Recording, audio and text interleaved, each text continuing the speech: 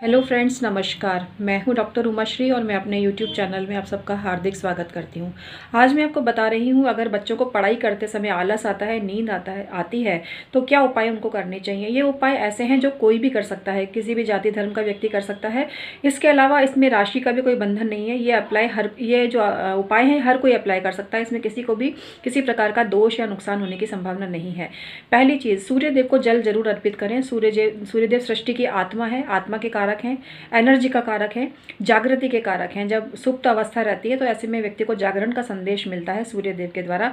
तो सूर्यदेव को प्रातःकाल जल जरूर अर्पित करें। इसके अलावा सूर्यदेव के मंत्रों का भी आप जाप कर सकते हैं। अगर आप अन्य धर्म के हैं तो अपने धर्म के हिसाब से आप आचरण करें, लेकिन जो हिंदू धर्म को मानने वाले हैं उनके लिए सूर्यदेव के मंत्रों का जाप करना बहुत उपयोगी रहता है।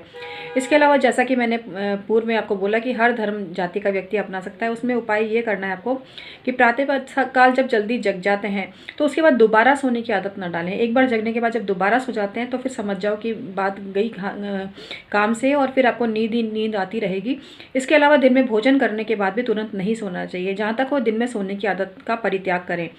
इसके अलावा पढ़ाई का ऐसा कौन सा समय है, पढ़ाई या तो सुबह सुबह बहुत अच्छी पढ़ाई होती है। सुबह सुबह जल्दी उठकर अगर आप पढ़ाई करते हो तो वो लंबे समय तक आपको याद रहता है। इसके अलावा कई बच्चों की आदत होती है देर रात तक पढ़ते हैं। कोई भी विकल्प आप चुन सकते हैं, लेकिन ये दोनों टाइम बहुत अच्छे होते हैं, सुबह सुबह या रात्रि देरी तक पढ़ने की आदत।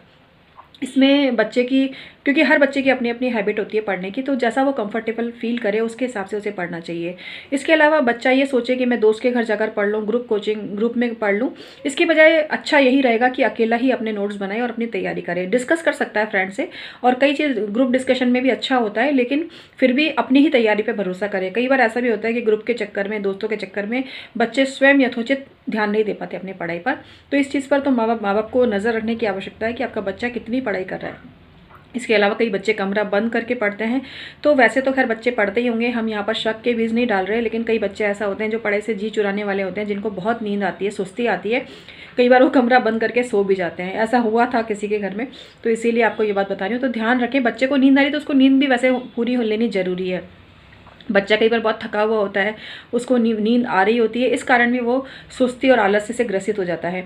इसके अलावा अगर उसकी कुंडली में शनि बहुत स्ट्रांग है तो भी उसको आलस और नींद आ सकती है। तो इसके लिए जो सूर्य वाला मैंने उपाय बताया, ये आपको बच्चे को कराना चाहिए। बच्चे को थोड़ा नमक कम देना चाहिए, लेकिन न्यूट्रिशन का ध्यान रखें। अगर उसको कोई वीकनेस आती है तो इसका ध्यान रखें आप। इसके अलावा चाय कॉफ़ी वगैरह वैसे तो लोग कहते हैं भाई मत पियो, लेकिन एग्ज़ाम में तो मेरे हिसाब से बच्चे जो पढ़ते हैं वो थोड़ा इससे फुर्ती आ जाती है, तो उसके हिसाब से अगर वो पीते हैं नहीं पीते हैं स्वयं तय करें।